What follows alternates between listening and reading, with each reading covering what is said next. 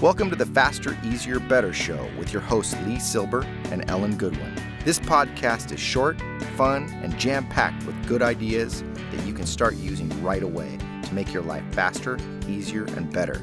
And here's your hosts, Lee and Ellen. Welcome to the Faster, Easier, Better show. I'm your co-host, Ellen Goodwin, with my co-host, the illustrious Lee Silber. Oh my gosh. Yes, we're back in the studio, Lee. What are we going to talk about today? No, just kidding. Trends. Trends as it relates to efficiency. Okay, great. Let's take it away. Well, I mean, if you have the Echo or any of the artificial intelligence, like Siri, we consider AI, right? Yeah. We can just say AI. Uh-huh.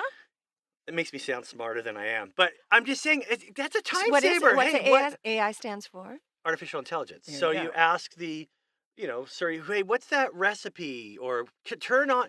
It's an efficiency tool. Absolutely. I don't see a downside to it yet. I'm sure we're going to have some sort of a disorder that will be associated with it. Like you won't want to leave the house. I can't leave it alone. I love it. I love my AI. Well, yeah, Siri. One of my favorite things to do with Siri is like when I park my car somewhere, you put money in the meter. I just push the button and I'm like, Siri, set an alarm for 35 minutes, and the alarm will go off, so I never have to remember how long I paid for a parking meter. You love timing yourself. Oh, I love timing I myself. can tell. That's good. No, it's good. Gives you a sense. Then you're more aware of time. Oh yeah. Which is when people are Watch it time wasters. It's like they have no idea. no. I'm in Las Vegas. No Exactly. clocks. Okay, so AI. So you're talking about like Alexa or Yeah. Echoes and things like that. Yeah, Alexa, do this for me. Right. I think that's a Okay. good It is. use of time or a time saver. And at work, I think people are worried at work that the artificial intelligence will replace them at some point. Right.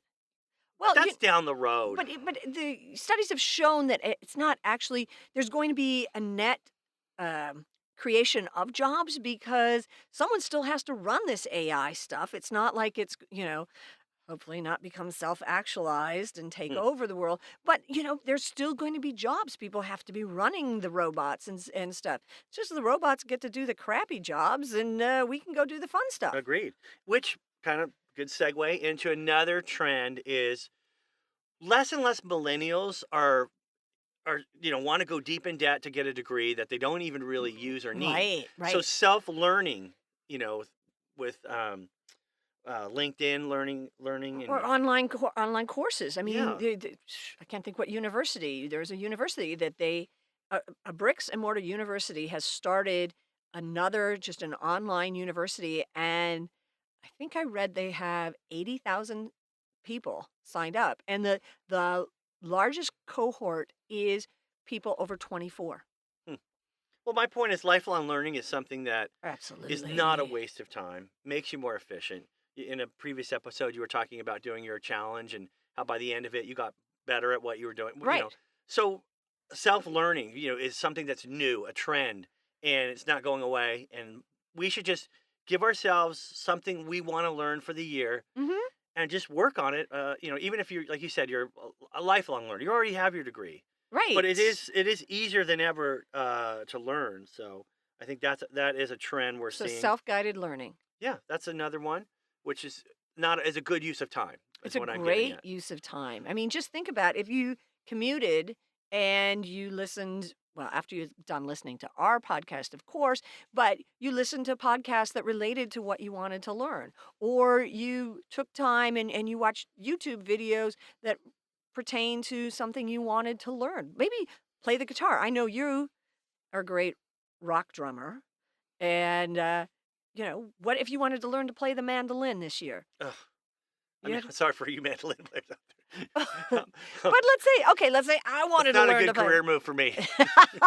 I'm not sure it is, unless Renaissance fairs are your future.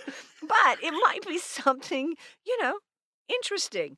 All the things we learn don't have to be related to business. They just, maybe I want to learn to play the mandolin because I like the beginning of Maggie May. I don't know. Well, the good news is, back to artificial intelligence and learning, combining the two, is companies do not want, it's expensive to keep bringing in new workers. So the trend is to try and retrain and retain workers versus, Ooh. well, I'm just going to get somebody else and then train them. Why not? So they're taking their learners that they have now and, learning, upskilling, I guess is the term. Upskilling. So why not? Why don't we Okay. just do that ourselves? Add to your toolbox of skills. And I guess it's something that I was reading about, AI as part of the workplace. There's something called a chatbot that is, it's a program that facilitates like text and it's an efficiency tool. Hmm. And I was thinking about, in the old days, everyone went to work from 9 to 5. They got on the train. Oh, They went to yeah. Then it kind of shifted. No. We're doing, telecommuting and people could work from home. It's gone flip back. They want Really? people to go to work and interact with other workers physically. Okay. Not, wait, that's wrong.